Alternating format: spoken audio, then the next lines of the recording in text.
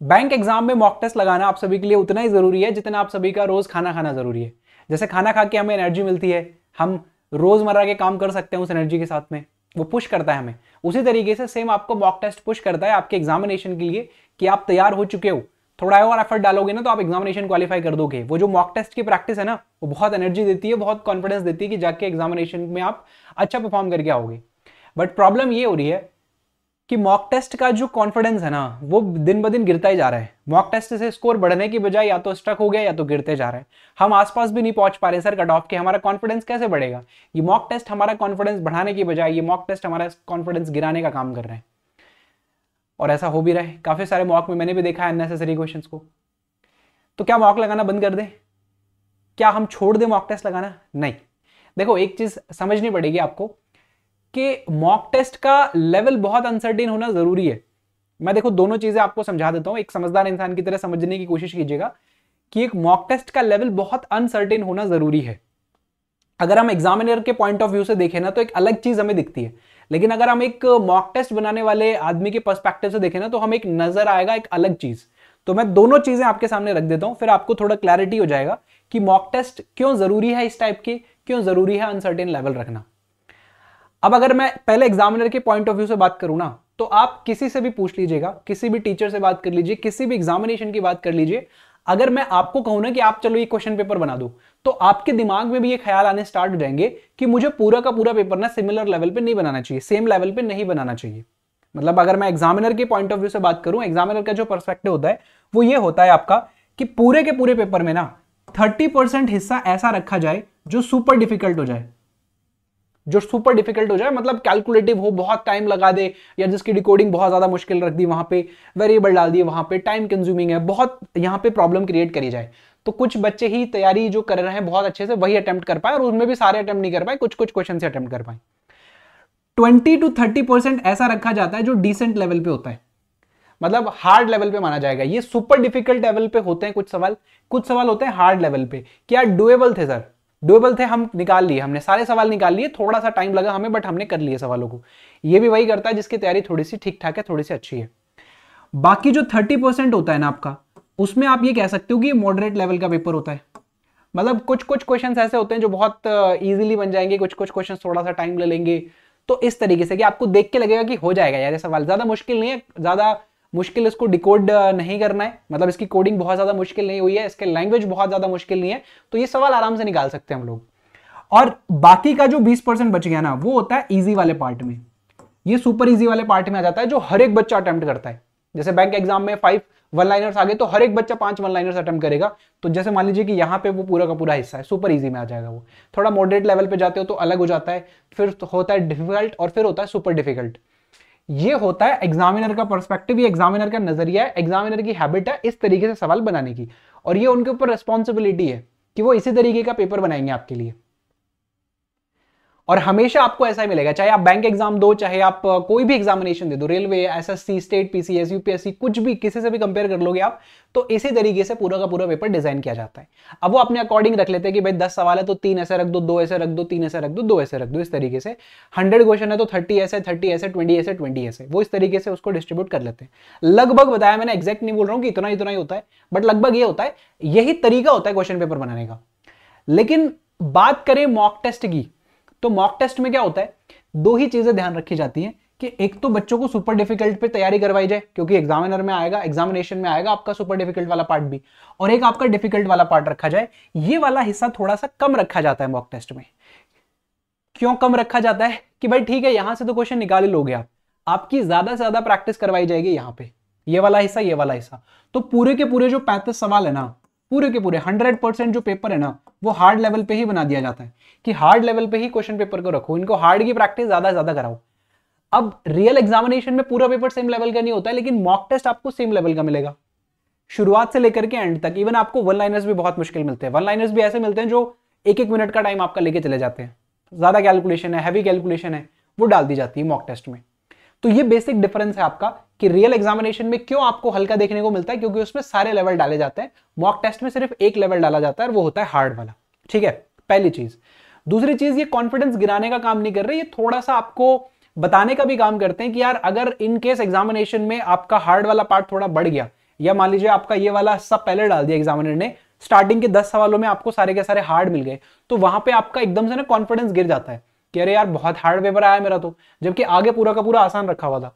तो यहां पे कॉन्फिडेंस ना गिरे ना, उसके लिए भी आपको प्रैक्टिस करवाई जाती है कि आप थोड़ा हार्ड लेवल को लेकर के प्रैक्टिस करते रहो, और एक लेवल ऊपर रह के अगर आप तैयारी करोगे तो यकीन मानो मेरा कि आप एग्जामिनेशन में कभी फील ही नहीं करोगे कि क्वेश्चन पेपर बाहर है मेरी रेंज से।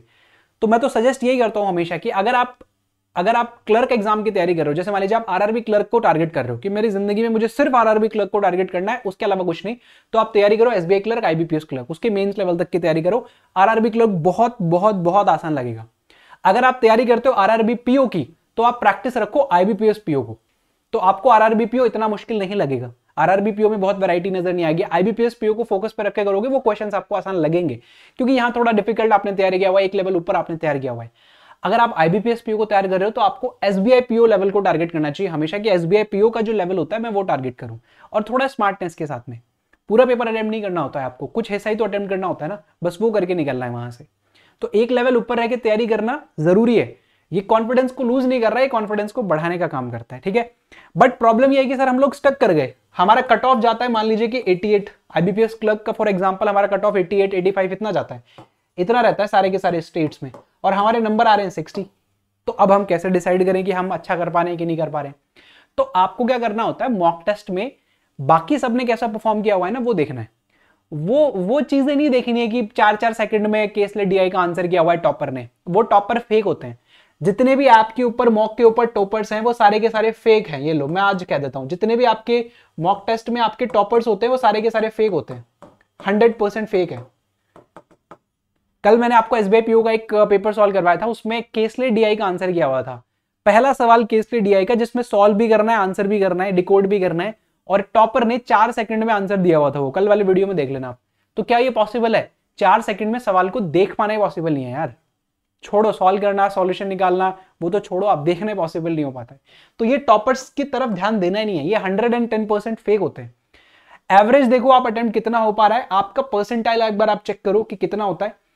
अगर वहां पे बेटर आपका निकल के आ रहा है, जैसे मान लीजिए कि आपने 60 अटेम्प्ट किया, लेकिन 60 में आपको नजर आता है कि आपका जो परसेंटाइल है वो 85 परसेंटाइल है, 90 परसेंटाइल है, तो इसका मतलब ये है कि इस पेपर में आपने बहुत अच्छा परफॉर्म कर दिया। तैयारी आपकी वही है, 88 वाली है, क्योंकि रियल पेपर में जब आपको ये मिलेगा ना तो आपका आराम से आप पहुंच जाओगे 85-88 तक, बहुत आराम से।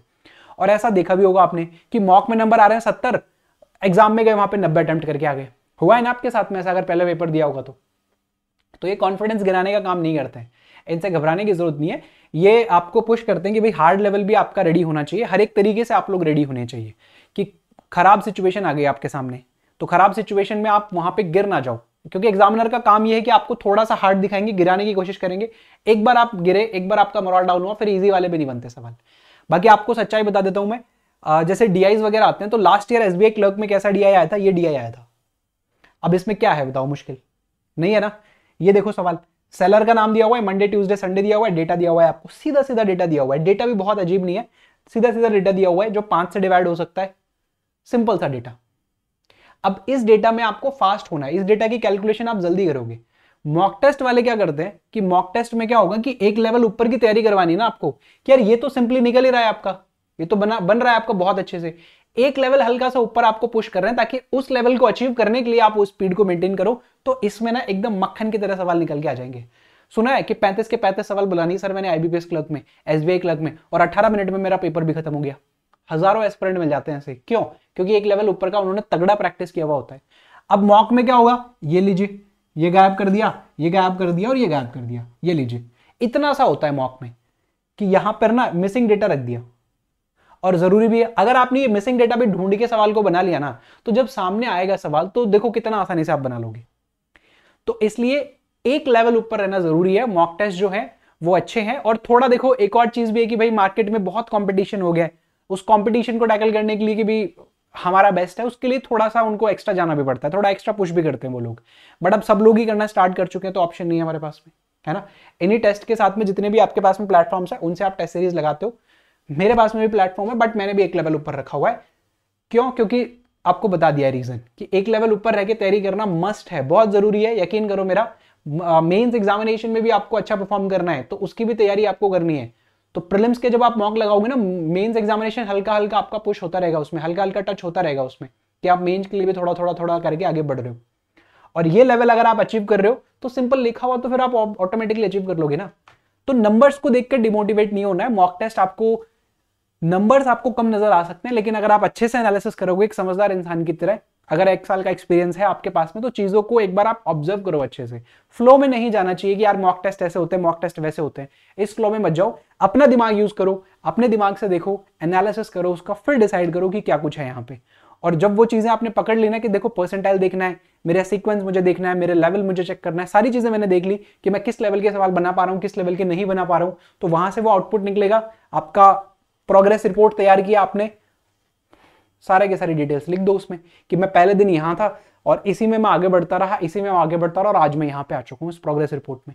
तो अब इससे कम लेवल का सवाल आएगा, ऐसे चुटकियों में बनाऊंगा मैं। आरआरबी क्लर्क आसान क्यों लगता है? 40 में से 40 क्यों हो जाते हैं? क्योंकि पूरे साल भर आप इस लेवल के क्वेश्चन पेपर सॉल्व करते हो, तभी तो आरआरबी क्लर्क बहुत ऐसा लगता है आपको, सर 40 में 40 ये तो मजे में बन जाएंगे हमारे। क्यों? क्योंकि आपने तैयारी की हुई होती है ना एक लेवल ऊपर की, आपने डिकोडिंग करे हुए डीआई सॉल्व किए होते हैं और आरआरबी क्लर्क में सामने रखा हुआ रहता है, तो वो तो फिर आसान लगेगा ना आपको। इसलिए एक लेवल ऊपर रह के तैयारी करना जरूरी है। That is it. और भी कोई डाउट है आपके मन में तो आप मुझे बता सकते हो। बाकी आपका मुझे लगता है कि मॉक का डाउट मैंने सॉल्व कर दिया है। अच्छे मॉक हैं सारे के सारे, लगाओ मॉक टेस्ट से, प्रैक्टिस रेगुलर रखो, मिस नहीं करना है मॉक को। एनालिसिस जरूरी है, उसको करते रहना, रोकना नहीं एनालिसिस को, ठीक है। बाकी थैंक यू सो मच आज के लिए, अभी के लिए सिर्फ इतना ही। नेक्स्ट सेशन में फिर से हमारी मुलाकात होगी और तब तक के लिए चैनल को एक बार देख लो, विजिट कर लो और नए हो तो चैनल को सब्सक्राइब, सेशन को लाइक जरूर से जरूर कर दीजिएगा। थैंक यू सो मच, मिलेंगे नेक्स्ट सेशन में।